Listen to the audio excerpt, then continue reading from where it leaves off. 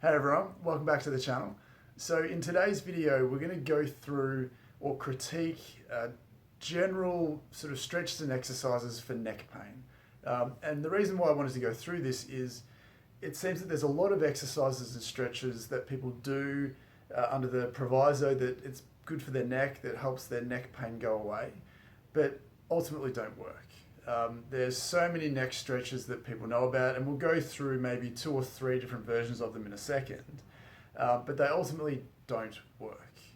You might feel like it does something maybe while you're doing it, maybe for a little bit of time afterwards, but each of these exercises is basically characterized by the need to keep having to do them without having a period of time where you've progressed past them. Because what these exercises often do is that they treat the symptoms and not necessarily address the root underlying cause of a lot of that neck dysfunction. So what we want to get to is we want to go through, there's an upper trap stretch or a levator scap stretch, a general neck stretch, there's general neck movements, and there's a chin tuck.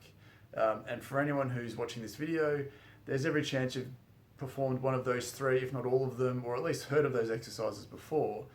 But I want to plant that seed and say, well, look, there is potentially a better way to improve your neck function and range of motion, which we'll get to at the end of the video. So if you can hang around to the end of that, to that point, then you'll hopefully see why that exercise works really well. And these other exercises are okay, but don't ultimately fix the problem. You just have to keep doing them and doing them. And if you don't do them, there's every chance that you might keep getting tighter. So we want to make sure that we turn you into someone who has to do the neck stretches quite often to someone who used to do neck stretches. And it's quite easy to do in theory, but it just takes a little bit of practice to get there. So the first exercise is the upper trap stretch or the levator scap stretch. And the reason why we do this stretch is there's a group of muscles or a few muscles that attach from the neck into the shoulder or the shoulder blade. And for a lot of people, we often feel really tight in that area. So what we often see with this particular stretch is it's highlighted by either sitting on your arm or dropping that shoulder down and looking down almost towards your armpit, reaching over the top and sort of pulling. So the idea behind it is you're trying to stretch and elongate those tight muscles, and then the more you do that, the looser it gets. Now, the second exercise is generally just movements. So you'll get people say, look, let's get you to turn your head to the side a few times, turn your head to the other side a few times, maybe look up a few times, look down a few times, maybe tilt your head to one side, tilt your head to another side, in the hope that that's going to free up the joints of your neck. And the third exercise is the chin tuck, and how that looks is essentially being in a good posture and literally tucking your chin in. So essentially the chin's going back, you're not looking down or looking up, you're almost sort of horizontal to the ground, parallel to the ground. You're just taking that back, so giving yourself a double chin. And again, we give this out for people who have potential disc issues or some joint dysfunction in the hope that it makes a difference. Now, as I said, those 3 exercises are pretty common, they're very popular, and they're done with the best intentions. We think something's stiff, something's tight, so we need to perform those movements to make a difference. But the problem with this idea, the problem with this thinking, is that it doesn't address the specific nature of what's going on in your neck.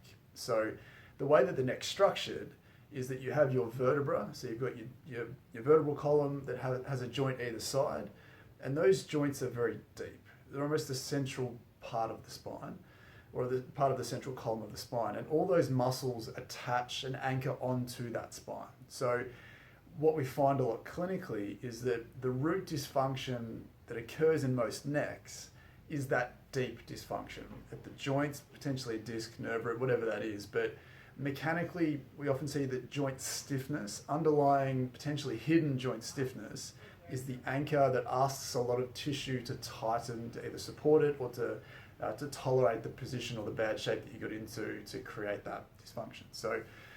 So what we want to see with the upper neck stretch, for example, the upper trap and neck stretch, is that if your joints underneath are stiff and that's caused muscles to become tight over the top, just passively putting tension on those muscles does nothing to the deeper joint stiffness. So when you're in this position, for example, and you're doing your best work to try and free that up, you may be able to free that up. It may feel a little bit looser afterwards, but you're not changing the reason why that muscle is asked to be tight in the first place. So you have to do it again the next day and the next day and the next day in the hope that it starts to free up over time.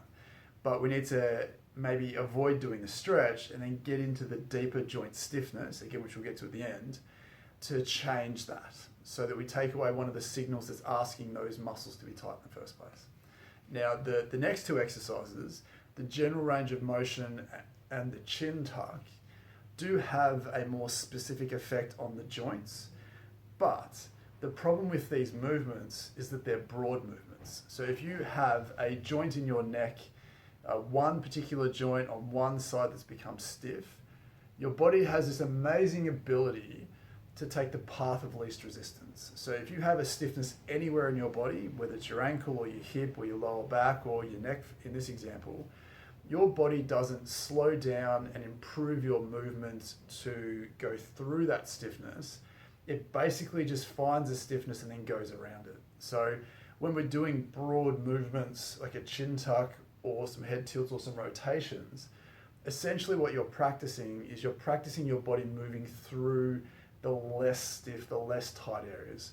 So if you get to a point where, say, the lower part of your neck runs into the end of your stiffness, your body's then going to move the rest of the joints above that to get that movement. It's not going to stop that movement, force it to get freer and allow that to move over time. The more you do these stretches, you will begin to free up that tissue eventually, because you're asking that in a really sort of small, low grade kind of way. But the point I wanted to make with this exercise, similar to the muscular stretch, the trap stretch from before, is that it's not specific enough to the underlying dysfunction. It's on the right track, of course, but it isn't specific enough to find where that handbrake is, take that handbrake off to allow the entire system to function better.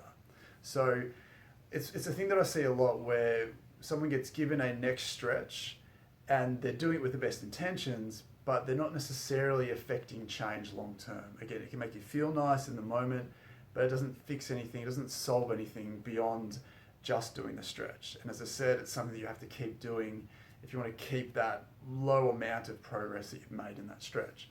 So what we find instead, and we've done this before on the channel, but I wanted to do this in context of those stretches, is the best way I've ever seen to quickly and effectively mobilize neck tissue, whether that's for pain or just neck stiffness. The best exercise or stretch involves using a ball. So if you have any neck pain, if there's any degree of tenderness associated with things, you're welcome to use a tennis ball. I don't have one here, but a tennis ball, because it's softer, less dense, it's more gentle on the joints. Or if you feel comfortable, you can use a lacrosse ball, which is a little bit harder.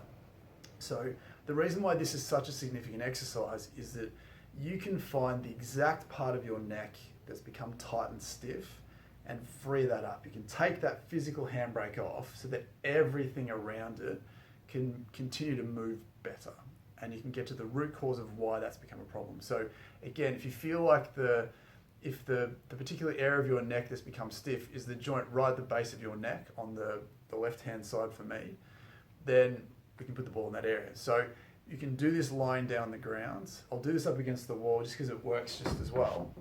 But the idea is, so from behind, if you can imagine that you have your spinal column or the bumps in the middle of your spine that are down the middle, we're going to place it in the middle of your neck, but just off to the side a little bit. So not all the way around to the side here, but just from the middle, then off to that side. And how that looks essentially is I'm in the middle here, I'm just letting it roll off to that side. And a lot of people, you'll need to turn your head a little bit to that same side just to make sure that you balance it. If you just roll it off to the side, there's every chance the ball rolls out.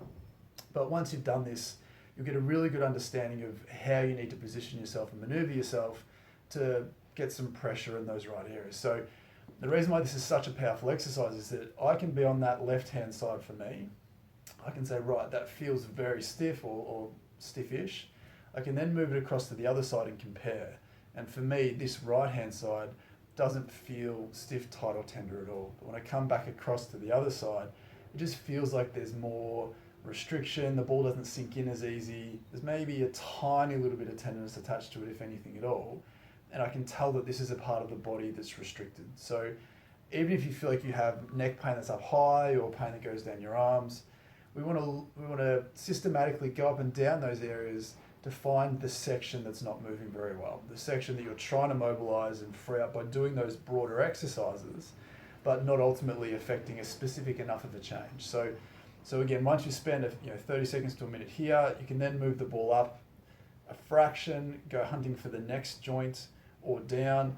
Generally with neck pain, a hidden feature of a lot of neck pain is a stiff upper back can create a lot of dysfunction, because again, if that upper back is stiff, then there's less room to move for the neck. The neck does require movement from your upper back to have normal neck motion. It's the same thing with the shoulder.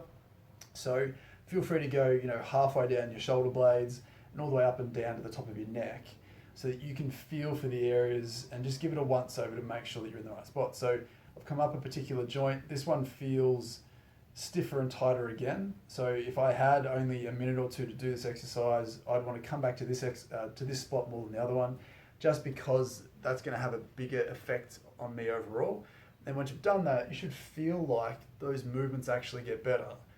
The chin tuck for me doesn't feel anywhere near as restricted, and getting down into this position, all of a sudden I don't feel the same muscular tightness or level of tightness that I had before. So the ball exercise for the neck is a significant exercise for anyone with neck pain or any neck dysfunction in general, that almost makes the traditional neck stretches redundant, because you'll never find the same immediate benefits from a ball exercise that you will with a lot of the traditional stretches that we tend to give out. So hopefully that's a bit of an eye-opener into how to use your time more effectively, and how to make the time that you are applying to this, make it a lot more specific, so that you can see genuine results straight away. So hopefully that was a useful piece of information for you.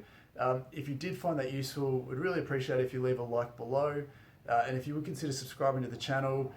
It's just a great way to help these videos get out to more people. So if you found it really useful, it would be great if you could then interact with it, and it just helps other people find it as well. So that's the plan with these videos. We just want more and more people to see them.